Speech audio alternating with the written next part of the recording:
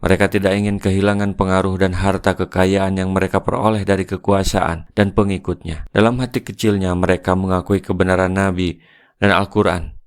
Bagaimana tidak, sejak kecil mereka mengenal kejujuran Nabi SAW, dan ketika ditantang untuk membuat tandingan Al-Quran yang mereka tuduhkan sebagai buatan Nabi Muhammad, mereka tidak mampu. Tetap saja mereka menyerang Al-Quran dengan menyebutnya sebagai bohong dan buatan Muhammad dan para pengikutnya. Maka Allah menjawab, sungguh mereka zalim dengan telah membuat-buat perkataan yang batil. Mereka mengetahui bahwa perkataannya itu batil, dan mereka menyadari akan kedustaan tuduhan yang mereka lancarkan itu. Tetapi tetap mereka lakukan. Mereka menyebarkan tuduhan isu hoak dan fitnah kepada Nabi dan Al-Quran. Mereka menyebut Al-Quran hanya sekedar dongeng yang ditulis dan dibacakan pagi dan sore. Ngajak sekali tuduhan mereka itu. Tapi itulah kenyataannya. Mungkin hari ini mereka mengatakan Al-Quran itu adalah produk budaya. Al-Quran itu hasil daripada budaya. Ya, Al-Quran dari Allah, tapi perkataannya dari Muhammad itu mirip-mirip dengan apa yang mereka tuduhkan pada waktu itu. Padahal Al-Quran bukanlah budaya. Al-Quran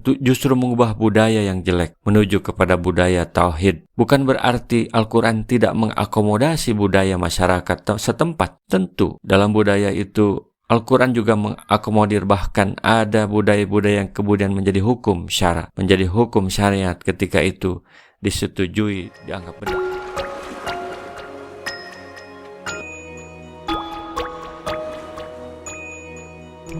Dalam studi tentang Al-Quran, maka para peneliti di dunia itu memang ada berbagai tipe dan jenis. Mereka bahkan ada orang yang tidak beriman tetapi melakukan studi terhadap Al-Quran. Itu memang sah-sah saja. Tetapi harusnya orang-orang yang mengambil pendapatnya harus mengetahui siapa jati orang yang menafsirkan Al-Quran itu. Sehingga sebenarnya mungkin bukan sesuatu yang aneh ketika ada orang yang berpendapat bahwa Al-Quran itu sebenarnya produk budaya. Sehingga cenderung dia mengatakan bahwa Al-Quran itu hanya untuk masyarakat tertentu, di mana ia diturunkan hanya untuk masyarakat Arab, karena dia diturunkan di Arab. Apakah demikian? Betulkah Al-Quran itu produk budaya? Apa itu budaya? Dalam Kamus Besar Bahasa Indonesia, budaya artinya pikiran, akal budi, hasil adat istiadat atau sesuatu yang sudah menjadi kebiasaan yang sukar diubah. Atau dalam istilah syara, hukum syara, itu dikenal juga istilah hukum adat. Kita sering mengenal adat kebiasaan yang kita lakukan, di mana di Indonesia saja misalnya memiliki adat yang beraneka ragam, yang berbeda-beda, sehingga kadang ini menjadi sebuah dasar tentang pluralisme, bahwa orang diciptakan berbangsa-bangsa, bersuku-suku. Itu memang kenyataan yang ada di dunia ini. Tetapi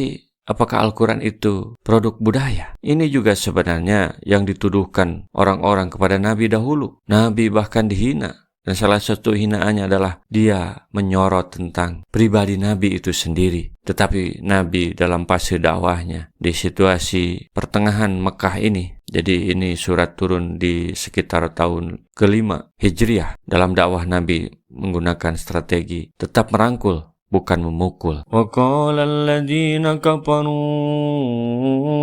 in hada illa ifkun iftarahu wa anahu alaihi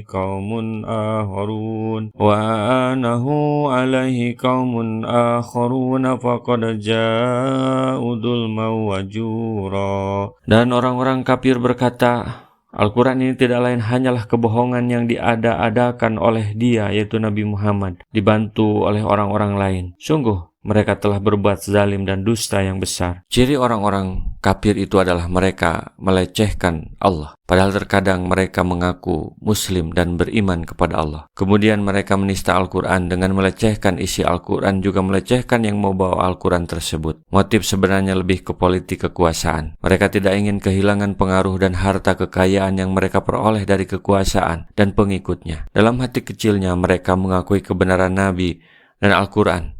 Bagaimana tidak, sejak kecil mereka mengenal kejujuran Nabi SAW, dan ketika ditantang untuk membuat tandingan Al-Quran yang mereka tuduhkan sebagai buatan Nabi Muhammad, mereka tidak mampu. Tetap saja mereka menyerang Al-Quran dengan menyebutnya sebagai bohong dan buatan Muhammad dan para pengikutnya. Maka Allah menjawab, sungguh mereka zalim dengan telah membuat-buat perkataan yang batil. Mereka mengetahui bahwa perkataannya itu batil, dan mereka menyadari akan kedustaan tuduhan yang mereka lancarkan itu. Tetapi tetap mereka lakukan kedustaan yang besar itu, atau jur ya. Jur itu artos juro, artinya itu kedustaan yang besar. Wa qalu asatirul awwalina katatabaha fahiyatumla alaihi bukratan wasila. Dan mereka berkata, itu hanya dongeng-dongeng orang-orang terdahulu yang diminta agar dituliskan, lalu dibacakanlah dongeng itu kepadanya setiap pagi dan petang. Mereka menyebarkan tuduhan isu hoak dan fitnah kepada Nabi dan Al-Quran. Mereka menyebut Al-Quran hanya sekedar dongeng yang ditulis dan dibacakan pagi dan sore. Ngajak sekali tuduhan mereka itu. Tapi itulah kenyataannya. Mungkin hari ini mereka mengatakan Al-Quran itu adalah produk budaya. Al-Quran itu hasil daripada budaya. Ya, Al-Quran dari Allah, tapi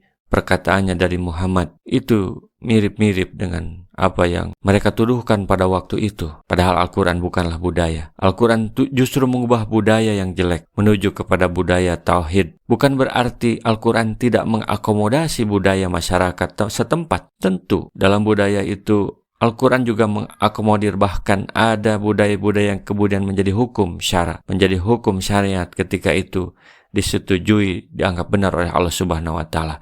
Karena Allah pencipta manusia di mana saja, bukan hanya pencipta manusia di satu tempat. Kecuali kalau orang tidak iman kepada Allah, itu mungkin berbeda lagi. Yang anehnya adalah kenapa orang percaya kepada mereka yang tidak percaya kepada Allah? Qul anzalahu alladhi ya'lamu syirrahu fis samawati wal ardh innahu kana ghafurar rahima. Katakanlah, hai Muhammad, Al-Quran itu diturunkan oleh Allah yang mengetahui rahasia di langit dan di bumi. Sungguh dia maha mengetahui, maha penyayang. Al-Quran yang mengandung kisah-kisah orang-orang terdahulu dan terkemudian dengan memberitakan yang hak dan benar, serta sesuai dengan kejadiannya yang di masa lalu maupun di masa mendatang. Diturunkan oleh Allah yang mengetahui apa yang gaib di langit dan di bumi, dan mengetahui semua rahasia, hal-hal yang tersembunyi, sebagaimana pengetahuan Allah terhadap hal-hal yang nyata. Allah yang mengetahui rahasia motivasi sebenarnya mereka menyerang dan memusuhi Islam. Allah yang maha pengampun dan mengajak mereka untuk taubat dan kembali ke jalan Islam yang benar. Dalam Al-Maidah ayat 73-74 Allah berfirman, sesungguhnya kafirlah orang-orang yang mengatakan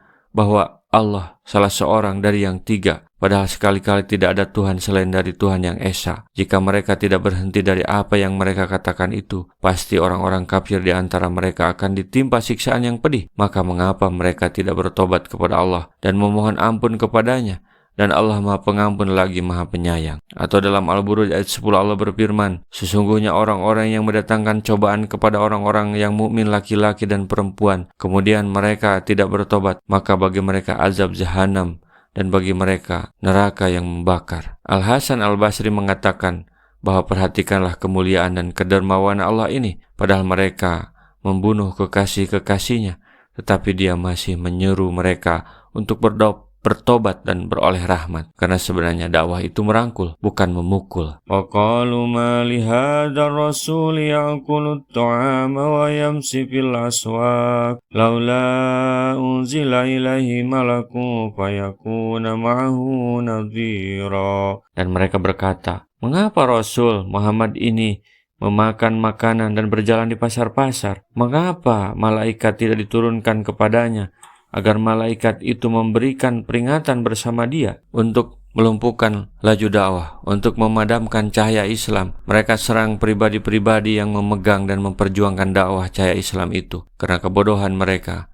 maka nampaklah dari serangan mereka yang tidak berkualitas. Mereka keberatan dan protes dengan ketugasan dan kepemimpinan Rasulullah. Kenapa yang diberi tugas itu orang biasa yang pergi ke pasar, memakan makanan? Mengapa tidak malaikat? Padahal Allah menurunkan sesuai standar dan ukurannya. Allah mengutus seorang manusia biasa yang hidup di tengah-tengah masyarakat, sehingga setiap gerak-geriknya bisa menjadi contoh nyata. Jika malaikat yang diutus, mereka akan bilang juga, aku kan manusia, pantas saja mereka bisa begitu, karena mereka malaikat. Aw yulqa ilaikal junna takunu lahu jannatu ya'kulu minha wa qala dhalimuna in tattabi'una ila rajulan mashura. Atau mengapa tidak diturunkan kepadanya harta kekayaan? Atau mengapa tidak ada kebun baginya, sehingga dia dapat makan dari hasilnya? Dan orang-orang zalim itu berkata, kami hanyalah mengikuti seorang laki-laki yang kena sihir. Mereka keberatan karena Rasul itu orang yang kekurangan sebagaimana manusia pada umumnya. Ia berdakwah tetapi juga berusaha mencari nafkah. Mereka berpikir seharusnya seorang petugas itu diberi kecukupan kebutuhannya dengan diberinya kebun dan kekayaan. Padahal dengan keberadaan Rasul yang bertugas sebagai juru dakwah dan juga pekerja seperti biasa bisa menjadi contoh bahwa siapapun bisa menjadi muslim. Kemudian mereka menuduh dengan tuduhan yang keji bahwa Rasulullah itu tidak waras alias terkena sihir. Undur kaifa darabu lakal amsala fadallu fala yastati'una sabila.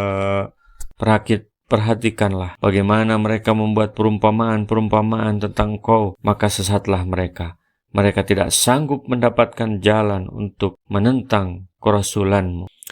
Mereka terus mencari celah untuk melemahkan dakwah, tetapi mereka tidak bisa menemukannya. Malah setiap tuduhan itu semakin membuka kesesatan berpikir mereka. Tuduhan-tuduhan dusta yang mereka lancarkan terhadap dirimu antara lain mereka mengatakan bahwa kamu adalah seorang tukang sihir, orang yang terkena sihir, orang gila, pendusta, atau penyair. Semuanya itu merupakan perkataan yang batil, yang sama sekali tidak ada buktinya. Setiap orang yang punya pemahaman dan akal yang sedikit pun akan mengetahui kedustaan dan buat-buatan mereka itu dalam hal tersebut.